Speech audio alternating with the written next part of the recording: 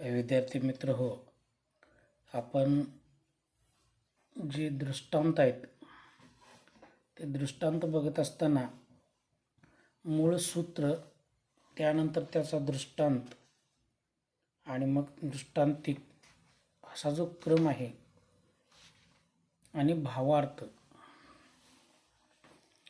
अशा 4 क्रमाने मूळ दृष्टांत आपण बघणार आहोत.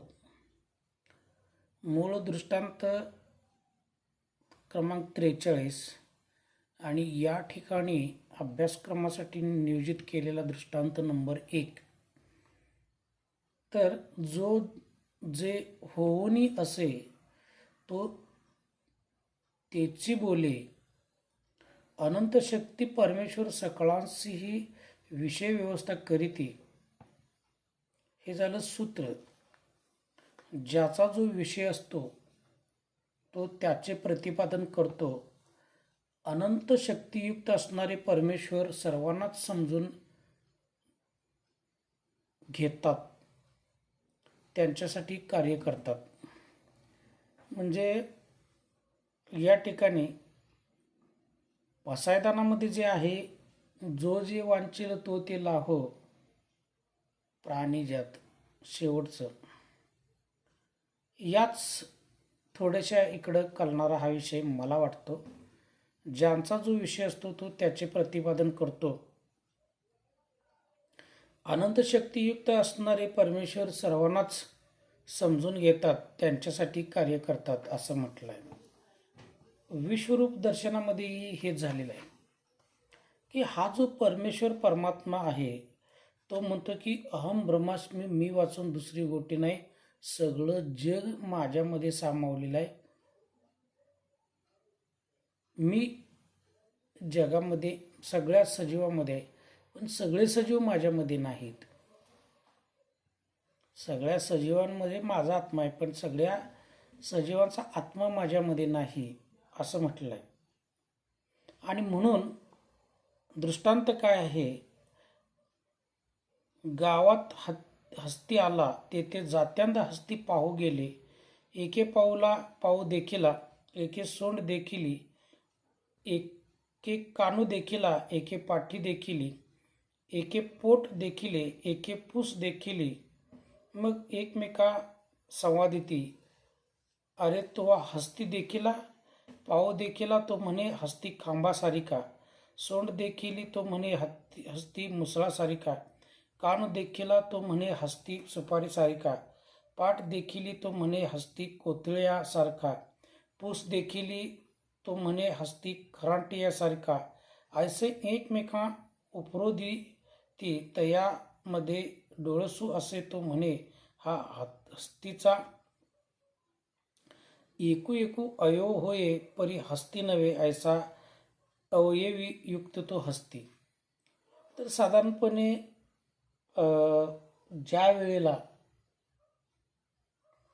श्रीकृष्णाला ह्या राधा म्हणजे धवळ्यामध्येच ते वर्णन आहे. आता महानुभाव पंथीयमध्ये तोपणा आपल्याला दिसून येईल. हा विद्यार्थ्यांसाठी संशोधनाचा विषय नाही, पण प्राध्यापकांसाठी हा संशोधनाचा विषय आहे. या लीळा वेगळ्या आहेत, दृष्टांत वेगळे आहेत, अमकं तमकं. जे त्यांनी धवळ्यामध्ये दिलं, ज्या वेळेला श्रीकृष्णाला पाहाय गेलेल्या ज्या गोपी आहेत किंवा रुक्मिणीच्या मैत्रिणी आहेत, तिला ते श्रीकृष्णाचं वर्णन विचारतात. त्यावेळी त्या म्हणतात की मी नख बघितलं, त्या नखापासून माझी दृष्टी हल्लीच नाही. ते प्रत्येक अवयवाचं वर्णन करतात. त्याच सारखं रुक्मिणी हरणाचा जो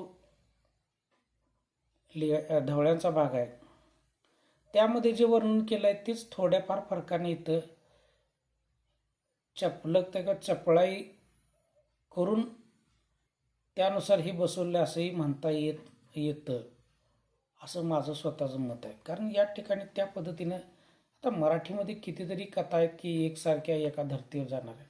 त्याला वाङ्मय चौर्य म्हणतो किंवा माणूस निर्माण करत असताना वेगळं काही करत नाही आणि वेगळं करणाऱ्याला या ठिकाणी बाप दाखव नाही तर श्राद्ध घाल अशा आहे. म्हणजे अप्रकाशित साहित्यावरती तुम्ही जर काही संशोधन करायला गेलात, म्हणजे कोणीतरी लिहिलेलं आहे पण ते प्रकाशित झालेलं नाही, त्याच्यावरती तुम्हाला संशोधन करता येत नाही. कारण या ठिकाणी जे पुरावे लागतात, मग तुम्ही या पुस्तकातलं त्या पुस्तकात चोरून जरी लिहिलं तर चालतं.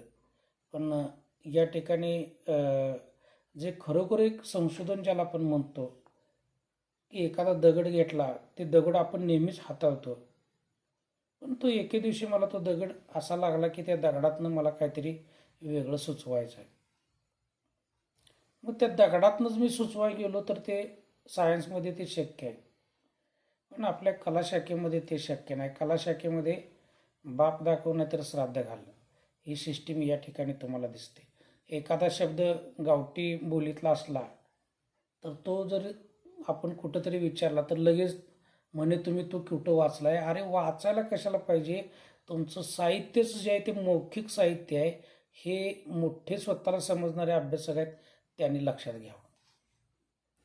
कारण हे ग्रामीण भागातूनच साहित्य मोठं झालेलं आहे, शहरी भागातून या साहित्याची सुरुवात झालेली आहे. लोकसंस्कृती ही शहरी भागामध्ये झाली नाही, ती लोकसंस्कृती ही खेड्यातूनच आलेली आहे. आणि खेड्यातून एखादा शब्द निघाला असेल तर त्याला तुम्ही पुढचा एखादा त्या प्रश्नाचं उत्तर विचारलं किंवा प्रश्न विचारला तर ते कुठलं तुम्ही वाचला आणि कुठे वाचायलाच कशाला पाहिजे. माणसाने त्यांच्या ज्ञानाने किंवा इतर लोक मौखिकतेनं सुद्धा तुमच्या कानावरती काही शब्द आदळलेले असतात आणि ते काही वेळा सत्यसुद्धा आहेत. पण म्हणून मी तुम्हाला या ठिकाणी रुक्मिणी हरणाचा धवळ्याचं उदाहरण दिलं. याचं कारण काय की हे आहे, आणि पहिलं जे सांगितलं ते पसायदानासारखं. आता पसायदान नंतर नाही, आणि हे जे काय आहे दृष्टांतपाठ अगोदर आहे. जो जे होऊनी असे तो तो तिची बोले, जो जो वांचिल तो ते लाहो प्राणीजात. कुठंतरी थोडासा फरक. मी कवी असं बघितले आहेत की 15-20 कवितेचे कविता संग्रह समोर ठेवायचे, त्यातल्या संकल्पना शोधायच्या, शब्द शोधायचे आणि कविता करायच्या. तर नावं सांगता येणार नाहीत. आता काही जण हे व्हिडिओ बघणारे म्हणणार तुम्ही मोगम बोलू नका, तशा कवींची नावं सांगा. आता ती कवी त्यातला एखादा दुसरा कवी वारलाय, काय नाव सांगायचं, काय स्वर्गात जाऊन विचारणार आहे थोडं तुम्ही, असंही म्हणता येईल. म्हणून काय की या सगळ्या गोष्टी या ठिकाणी आपण जे बघू ते गावात एक हत्ती आला, त्याला बघण्यासाठी काही जन्मजात आंधळे गेले. त्यातील एकाने पाय बघितला, कोणी शेपूट बघितली तर कोणी पोट बघितले. सेम तुम्ही धवळे वाचा. धवळ्यामध्ये श्रीकृष्णाच्या या काही श्रीकृष्णाला ज्या गोपीने बघितलं किंवा रुक्मिणीच्या मैत्रिणीने जे बघितले ते हेच वर्णन करतात. मग वेगळं काय आहे यामध्ये? सगळ्यात स्मृतीना किंवा धवळ्याला मी म्हणणार नाही, पण इकडं तिकडं थोडासा. आणि मग एकानं म्हणे हत्ती खांबासारखा, कान पाहणारा म्हणे सुपारीसारखा, पोट बघणारा म्हणे कणगीसारखा. तेव्हा एक डोळस ज्ञानी माणूस उभा राहून त्याची चर्चा ऐकत होता. स्पर्श करून अनुभवणे ते हत्तीचे एक एक अवयव आहेत. एक एक अवयव म्हणजे हत्ती नाही, या सर्व अवयवांनी युक्त तो हत्ती आहे असं त्याने सांगितलं आहे. तैसे जयाशी जे दृष्टांतिक काय आहे, तैसे जयाशी जे शक्ती प्रकाशली असे तो ती शक्ती ते परमेश्वर म्हणे. ज्ञानिया असे तो म्हणे, ईश्वराची एकी एकी शक्ती होय. तर या सगळ्या गोष्टी ज्यावेळी आपण बघतो त्यावेळेला एक आहे की परमेश्वर नो ऐसे शक्तियुक्त तो परमेश्वर. त्याच म्हणजे याचा अर्थ काय की ज्याप्रमाणे ज्याला जे समजते तो त्यालाच सिद्धांत समजतो, परंतु एक सिद्धांत ठरत नाही, सर्व साराचे रसग्रहण तो सिद्धांत असतो. आपण भाषाशास्त्र TYB ला शिकतच आहोत. भाषाशास्त्रामध्ये अनेकांनी भाषेबद्दलचे आपले वेगवेगळे सिद्धांत मांडले. म्हणजे सिद्धांत मांडणारे कमी नसतात, व्यक्ती तितक्या प्रवृत्ती तेवढे सिद्धांतही असतात. जर आपण भाषेवरती सिद्धांत किंवा मतं मांडा म्हटली, प्रत्येकाला कंपल्सरी मत मांडलंच पाहिजे, तर ती मतं बहुतांश मतं वेगवेगळी येतील आणि काही बहुतांश मतं एक एक येतील आणि काही विरोधी येतील अशी. तर या सगळ्या गोष्टी आपण ज्यावेळी बघतो त्यावेळेला एक गोष्ट आपल्याला दिसून येते की याचा भावार्थ काय संपूर्ण येतात की मूळता जीव हा अज्ञान आहे. तो जीव प्राप्त संकुचित ज्ञानालाच योग्य ज्ञान तो जीव प्राप्त संकुचित ज्ञानालाच योग्य ज्ञान समजतो. या दृष्टांतातून महानुभाव संप्रदायाचे द्वैत तत्वज्ञान दिसून येतं. द्वैत तत्वज्ञान म्हणजे काय की हा जो दृष्टांत आहे तो डोंबेग्राम येथं माहीमभट्टांना काहीतरी एक निमित्त करून सांगितलं आहे. कोणतेही कार्य करताना डोळसुरतीने कार्य करता आले पाहिजे, योग्य आयोगाची निवड करता आली पाहिजे.